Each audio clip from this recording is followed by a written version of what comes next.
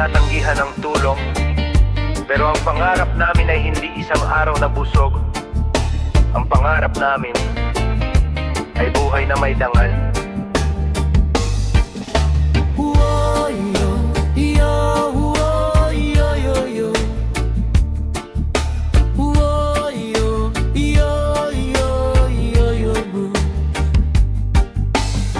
May kumakatok sa aming pintuan,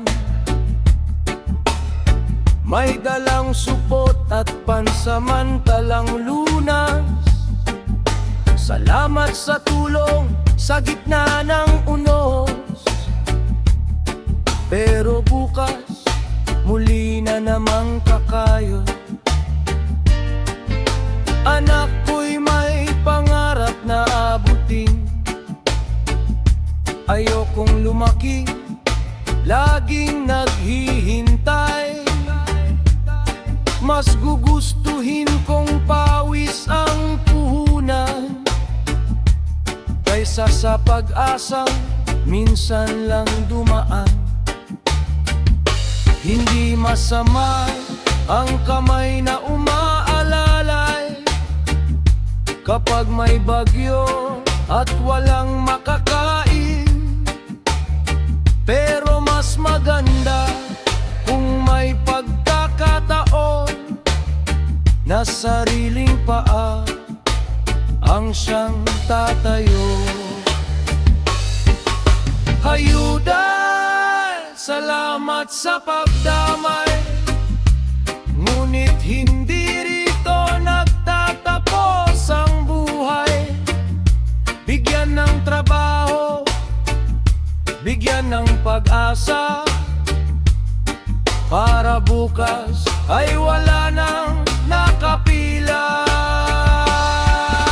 Ayuda, kung kailangan bibigay, ngunit huwag gawing kapalit ng kalayaan.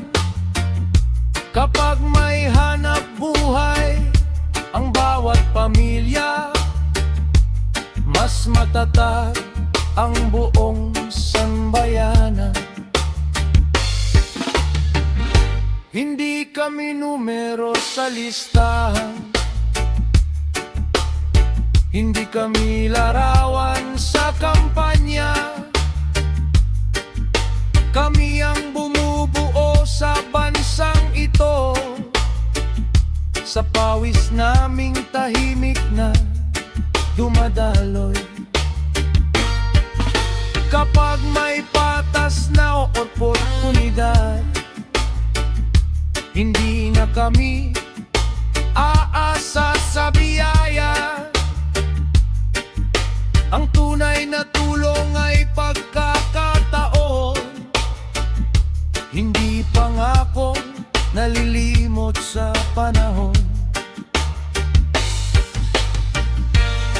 Hindi namin kailangan ng panghabang buhay na ayuda. Kailangan namin ng disenteng trabaho. Hindi ng limo, hindi pagganap ko. Hindi ng pangako, kundi pagkilos.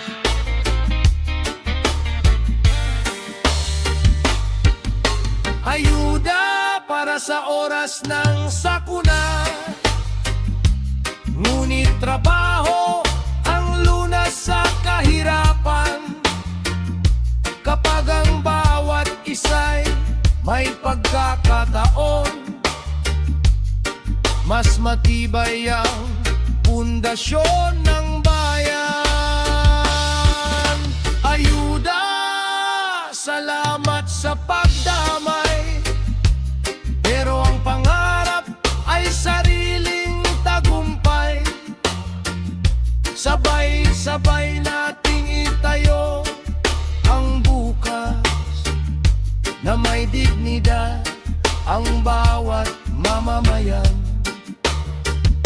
Hindi habang buhay ay may nakalahad na kamay. Darating ang araw na kami na may magbibigay. Kapag ang bayan ay may hustisya at kabuhayan, lahat ay anganga, walang maiiwan. Ang tunay na ayuda ay oportunidad. Ang tunay na pagunlad ay kapag kaya ng tumayo ng bawat